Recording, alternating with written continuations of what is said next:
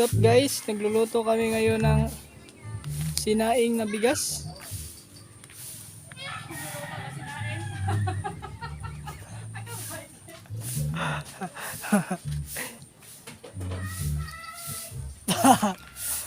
Puta. Sinaing na bigas tayo. Nagluluto ko yun. Nagluluto kami ng sinaing. Yan ang aming aso, si Mikoy.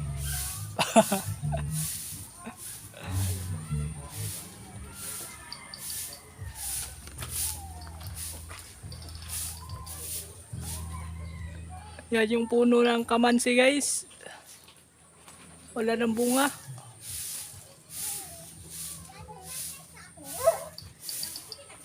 Siyempre nasa kami ngayon. Bahay namin tapat lang ng banana plantation. Nakikita niyo yung mga saging guys.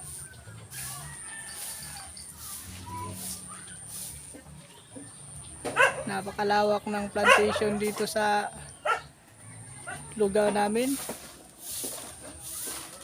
Buwilo lang kayo dyan. Basta nakabas ko na dyan. So yun, bumilo na daw yung kayo.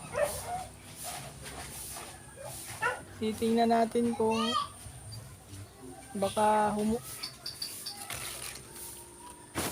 naubos na yung tubig. Kuha lang tayo ng pangkuha. So ayan, itak na yung gagamitin pangkuha ng takip ng kaldero natin. I-check natin kung naubos na. Yung pwede mo mag-vlog ka dito, diri ka magsuot ka mo. So yun, nagbibigay ng advice yung ate ko. Sige, ano sabi mo tol? Yan wala pa makakalunod dira So yun, kinukuha na ng apoy ng papa ko kasi luto na. So yun, naantay na lang yan na Bali lang baga dito ito sunugon nila rin. naantay na lang yan talaga na makubos lahat ng tubig. Ayun, ito kami guys. So yun, salamat sa panonood. Thank you for watching. So yun, balik kinuhanan na ng apoy kasi luto na daw yung kanin. Aantayin na lang talaga na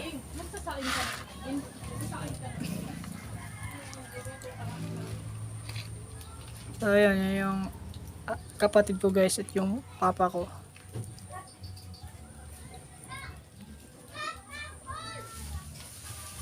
Dito kami sa labas nagluluto ngayon kasi yung bahay namin nasunog. Yung kusina namin nung nakaraang linggo nasunog. Ayun, open na siya. Nasunog yung banda doon. So dito na lang kami nagluluto ng kanin. Mura ka gikan mga hoy bato at bunto kay magluto ka dito kanang mga tumon ka dito ka maitan. So yan, binibigyan ako ng tips ng kapatid ko mag-vlog. Magluto-luto daw kami sa doon sa bukid na yun. So yan, hanggang dito na lang tong vlog na to guys. Salamat sa panonood.